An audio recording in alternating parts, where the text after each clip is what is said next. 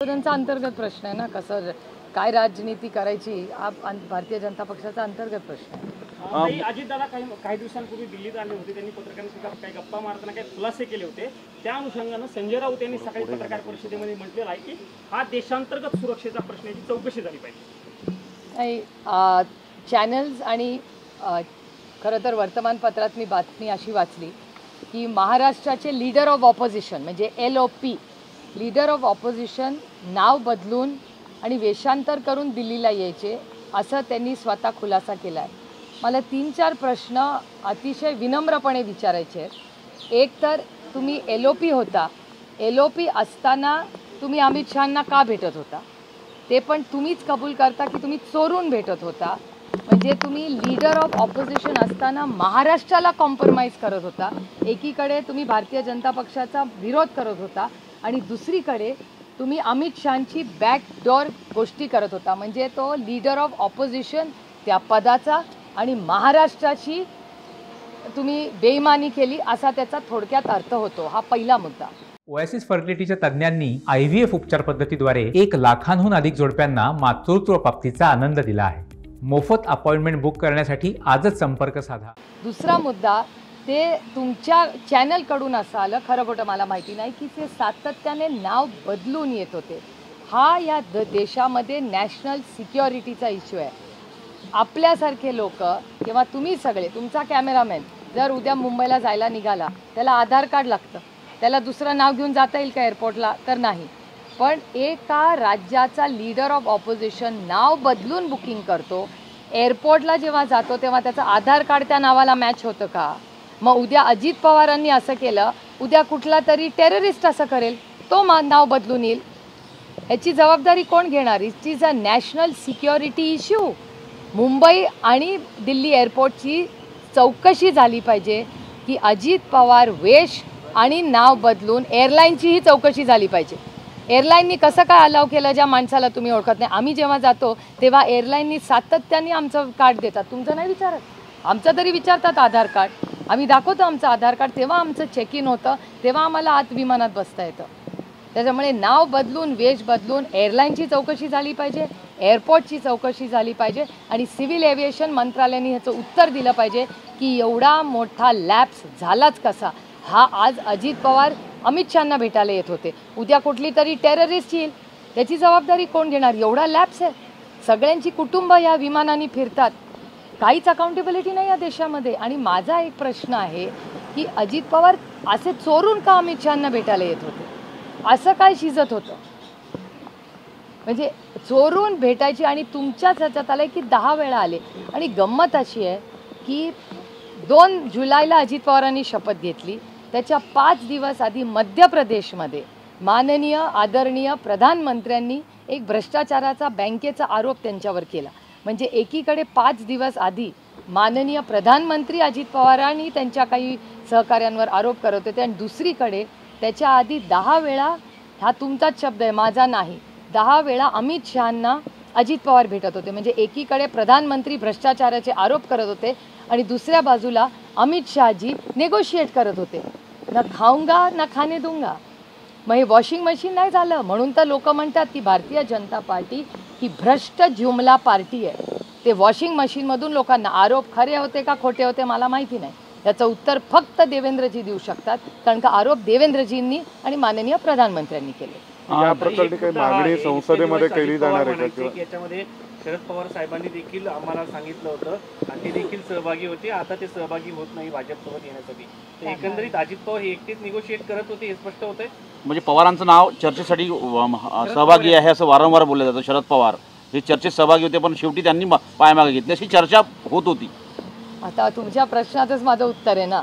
जर पवार साहेबांना माहिती होतं तर मग 10 वेळा चोरून यायची गरजच नव्हती. ते दिल्लीत विमानात ऑफिशियली ताट मानेनी अजित पवार नावून बुकिंग करू शकले असते. कशाला दिल्लीला चालला? 6 जनपथला चालले. What is the problem? त्यांच्या काकाचं तर घर होतं. दिल्लीला चोरून येण्यासारखं काय कारण? आणि दिल्लीला काय फक्त एकटे शरद पवार राहत नाही, बरेच लोक राहतात. कुणालाही भेटायला येऊ शकत होते. मोठे लेखक राहतात, मोठे पत्रकार राहतात. त्याच्यात काय दिल्लीमध्ये यायला चोरी कुठली? या सगळ्याची तुम्ही संसदेमध्ये चौकशी करण्याची मागणी करणार आहात? जरूर. मी सिव्हिल एव्हिएशन मंत्र्यांना जरूर विचारणार आहे. की सिक्युरिटी लॅब्स याचं उत्तर आम्हाला सिव्हिल एव्हिएशन मंत्रालयाने द्यावं, एअरलाईननी द्यावं आणि एअरपोर्टनी द्यावं. आज हे अजित पवार आहेत, त्यांच्या पॉलिटिकल स्वार्थासाठी त्यांनी नाव बदललं, पण हे आपले संस्कार आहेत. पुढची पिढी काय समजेल की या राज्याचा लीडर ऑफ ऑपोजिशन जो आज डेप्युटी चीफ मिनिस्टर आहे तो नाव बदलून जातो. पुढच्या पिढीला काय तुम्ही संस्कार करणार?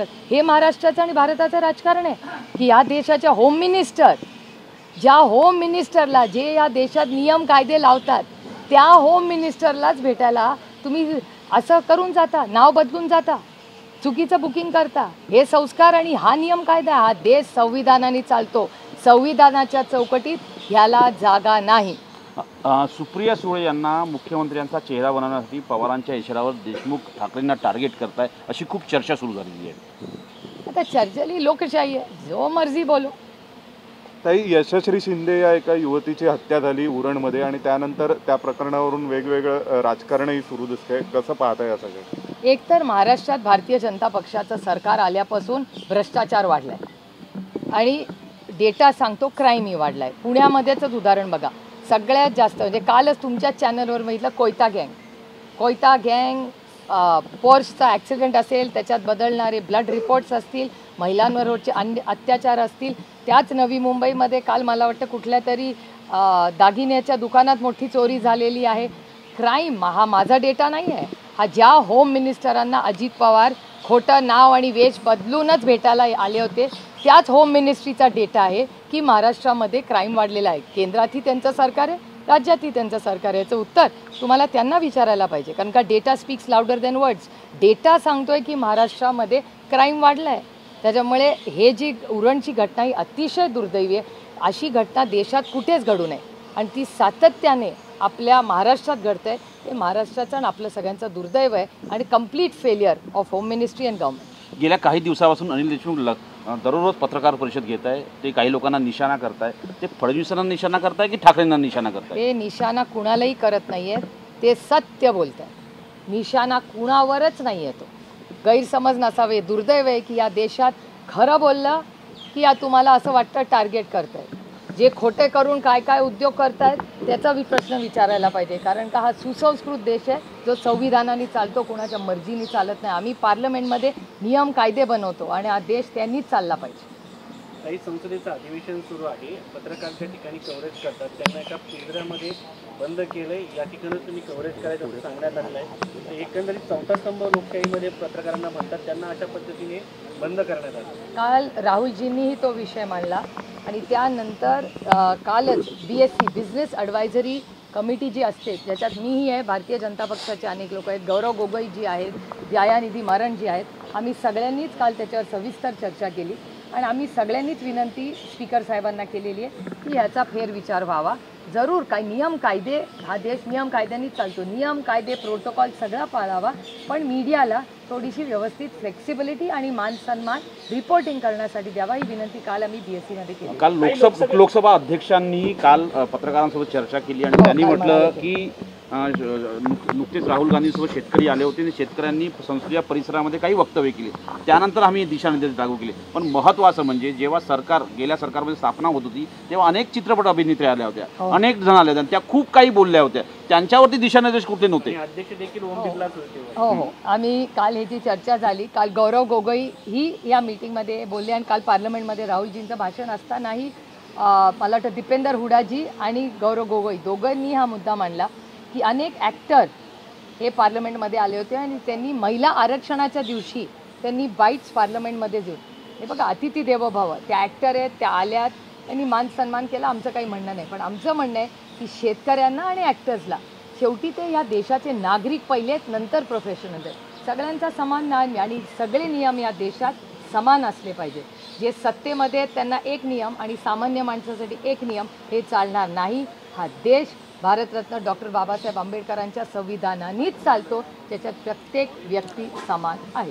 लोकसभेमध्ये जे राज ठाकरे महायुतीसोबत होते त्या राज ठाकरेंनी आता एकला चलोचा नारा दिलेला आहे आणि त्यानंतर राज ठाकरेंनी सगळ्याच पक्षांवरती टीका करायला सुरू केली. काल त्यांनी पुण्यात असं म्हटलं की पुण्यात दादा नसताना नेमका पुढे आलाच कसा. राज ठाकरेंच्या अशा विधानांकडे कसं लागलं? हे बघा, हे लोकशाही आहे, प्रत्येकाला बोलायचा अधिकार आहे. त्यामुळे काय फार प्रत्येक स्टेटमेंटला आपलं एक मत असलंच पाहिजे, आग्रह कशाला. आणि आम्ही सगळे जे त्या भागातले लोकप्रतिनिधी आहोत त्यांनी मागच्या आठवड्यात आम्ही तिथे जाऊन दौरा, मी असेल, अमोलदादा असतील, आम्ही जाऊन कलेक्टर, कमिशनर यांच्या गाठीभेटी घेतल्या आहेत, तिथे जाऊन दौरे केलेले आहेत. आमचे सगळे सहकारी पदाधिकारी धावून तिथे मदतीला गेलेत. मी स्वतः मोहोळांशीही बोललेले, जरी ते तिथले वेगळ्या विचाराच्या पक्षाचे खासदार असले तरी आज ते केंद्रात मंत्री आहेत. त्यांच्याशीही सविस्तर मदत करून आम्ही कुठलंही पुण्याच्या पुरामध्ये राजकारण आणणार नाही. आत्ता लोकांना मदतीची गरज आहे, त्याच्यात लक्ष घालून. पण जे लॅप्सेस आहेत त्याबद्दल महाराष्ट्र सरकार आणि पुण्याच्या प्रशासनाला उत्तर द्यावंच लागेल. कारण का मी त्याची इन्क्वायरी मागितलेली आहे की जेव्हा पाणी सोडलं खडकवासला धरणातून तेव्हा लोकांना सांगण्यात का नाही आलं. आणि एवढी मोठी गॅप, जे मी मोहोळांचेही आभार मानते की त्यांनी मान्य केलं की इरिगेशन खातं आणि पुणे म्युन्सिपल कॉर्पोरेशनचा मिसकम्युनिकेशनमध्ये झालं आहे. याचं उत्तर महाराष्ट्राच्या प्रशासनाला आणि सरकारला द्यावं लागेल. कारण का केंद्राचा मंत्रीही विचारतो.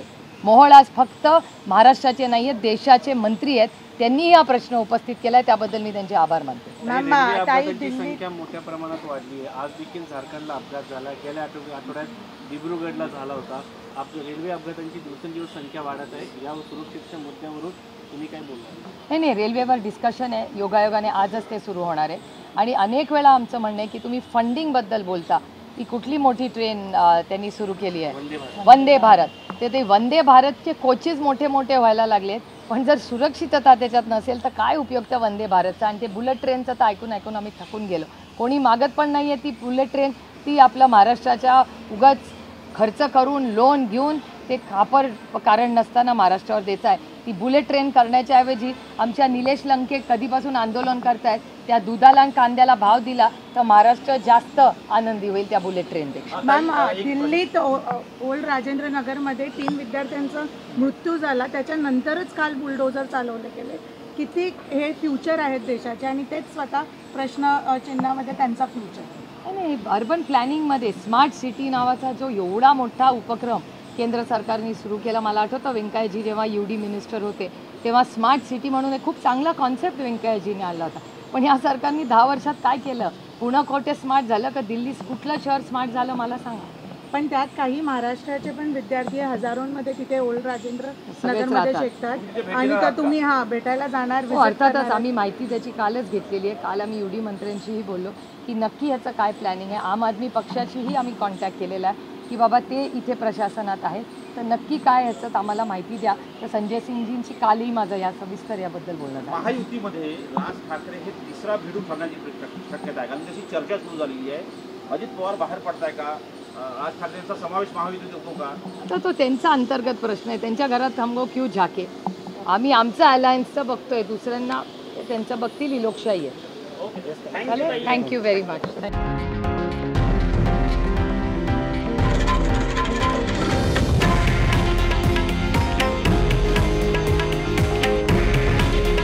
हे आहे देशातील नंबर 1 न्यूज नेटवर्क आणि आपण पाहत आहात TV9 मराठी. काळजी तुमची, हित महाराष्ट्राचं.